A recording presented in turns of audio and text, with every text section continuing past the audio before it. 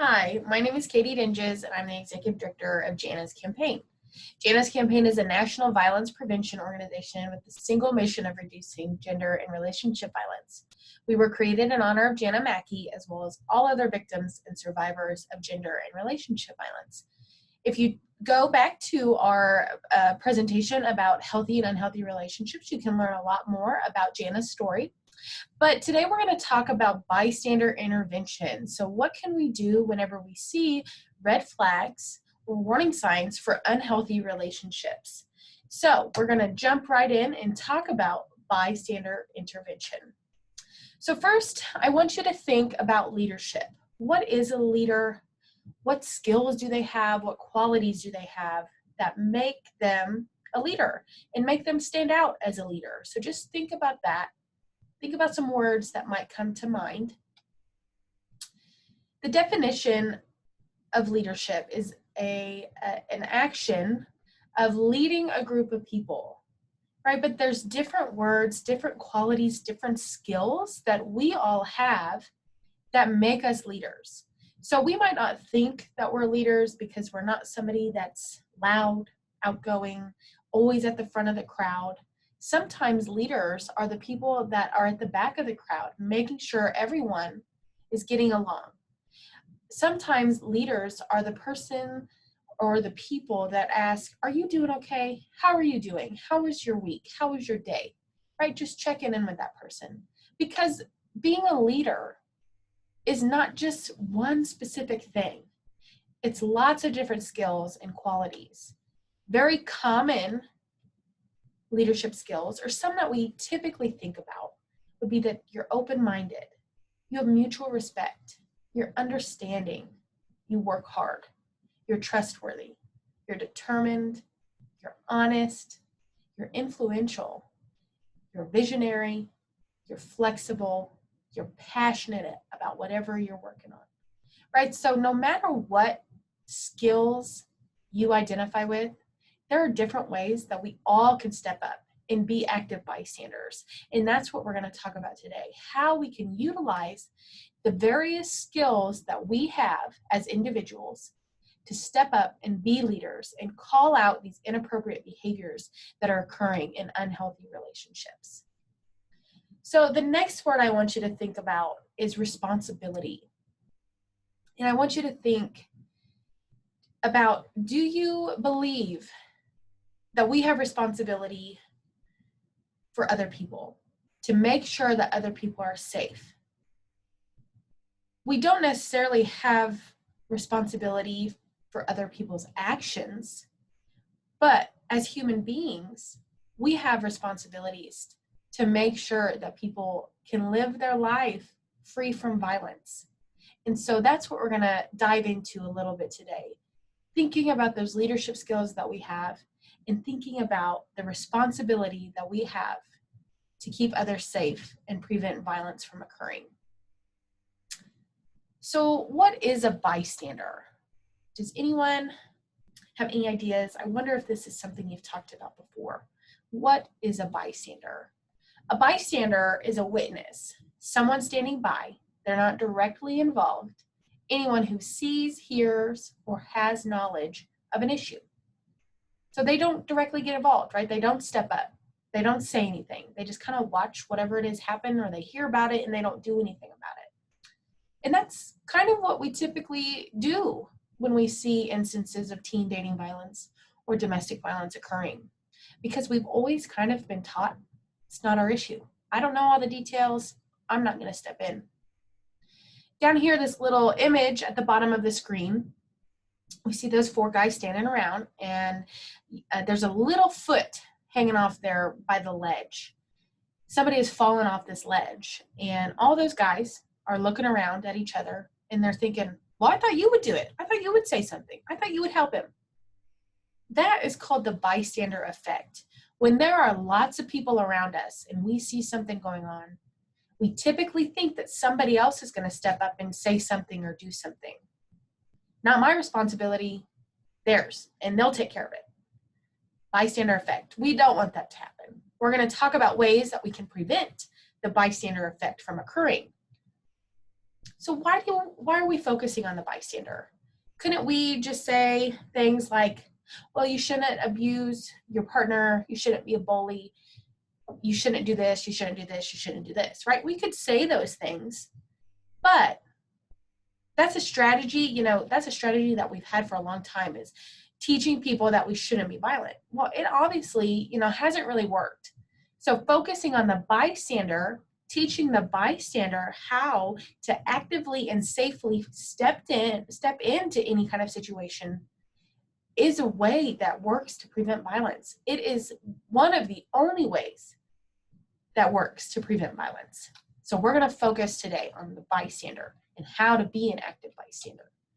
So this is a quick video that's going to show a lack of bystander intervention at a college party, right? So there's going to be alcohol and people drinking in this video, but I want you to remember these are people in college, they're not in high school, and I hope that you would never partake in drinking alcohol as a minor.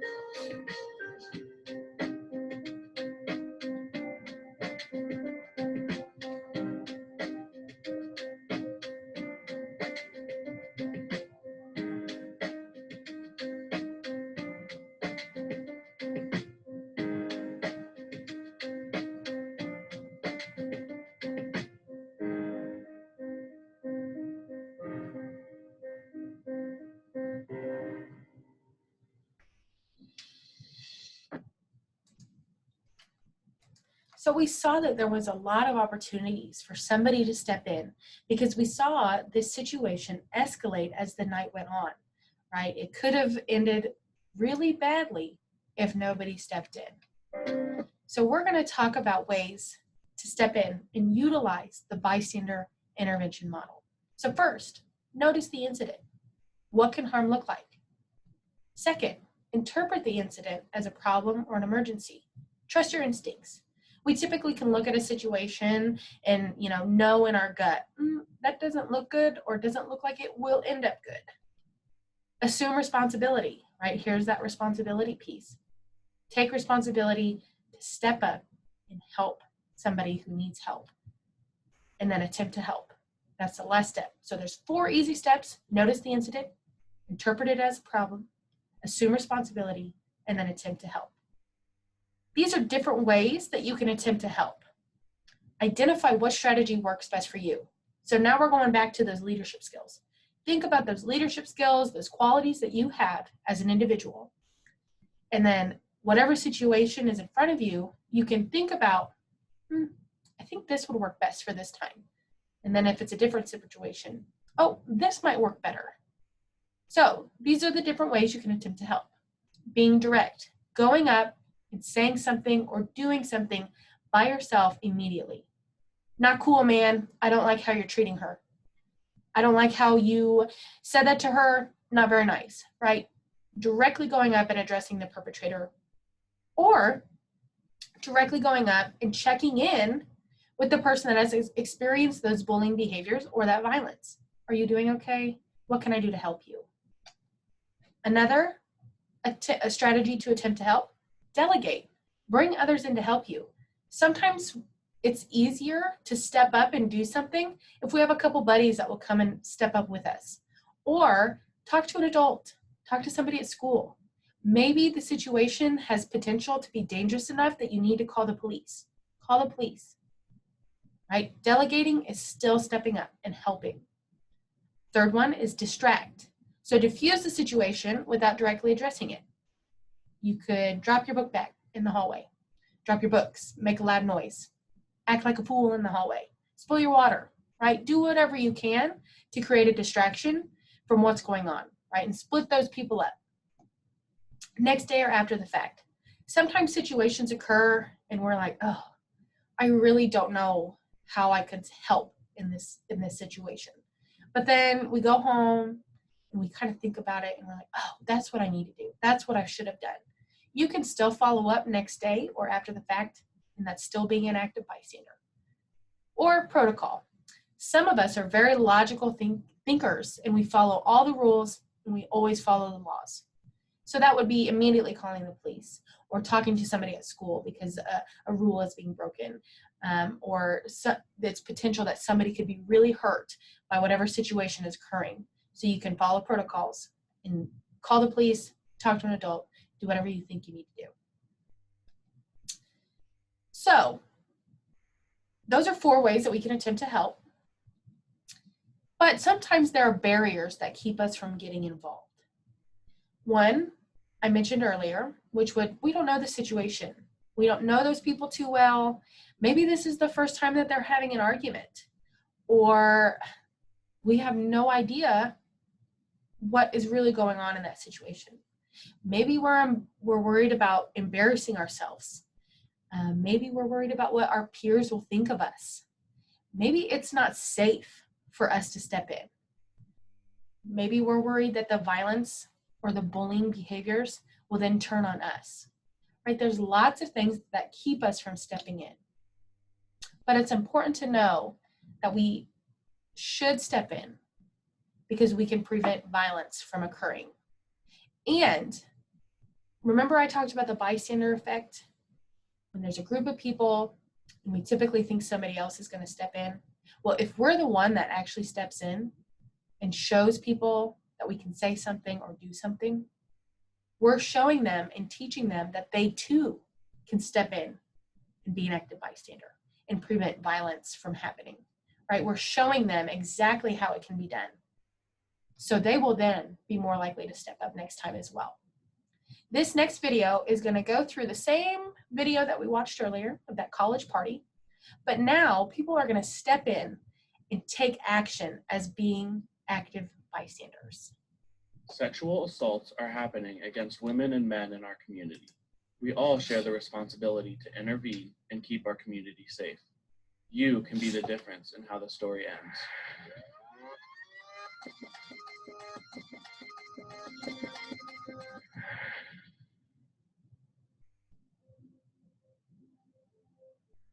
Do you see that? That doesn't look good. Come on. Are you okay? Come on, let's see if your friends are still inside.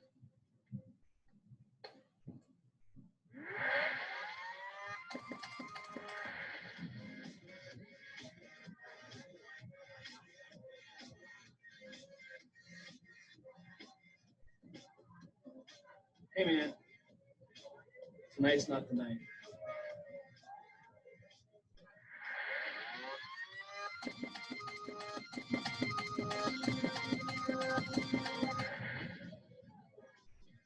Hey, how's it going? How's it going? 4 shots of vodka. Hey, are you okay? You look a little wasted. Who did you come here with tonight?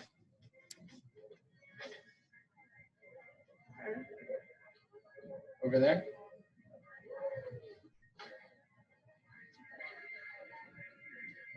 Hey, I think your friend's a little wasted. You may want to get her home. Oh, okay, thank you. Yeah. Hey, let's get you home. Okay. See ya.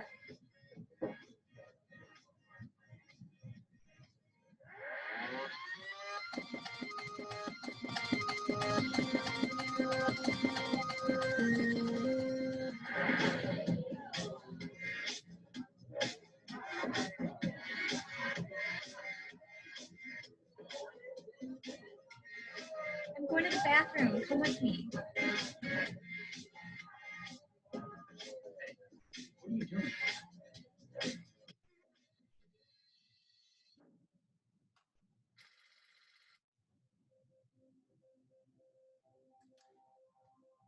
So in this video, we saw several instances of somebody stepping up and being an active bystander, right? We saw somebody be direct, go up and say, hey man, tonight's not the night. We saw several people delegate, right? We saw the two girls outside and we saw the guy at the bar. Who'd you come here with? Let's go find your friends. And then we also saw her friend create a distraction. Hey, I'm going to go to the bathroom. Come with me. So there's lots of different ways we can step in, but I really want you all to remember the 3 strategies of direct, delegate, distract. No matter what, during this situation, I want you to always remember to keep yourself safe. Think about all your options. What are they? Are there others that you can call on for help?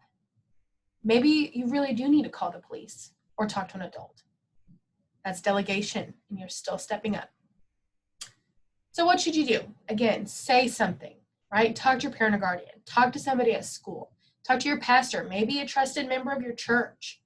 Contact your local domestic violence advocacy agency if you or somebody you know has ever been affected by these issues, right? They are there to provide those services. For you all, that is the Center for Safety and Empowerment. They're located in Topeka, and they also have an office in Holton.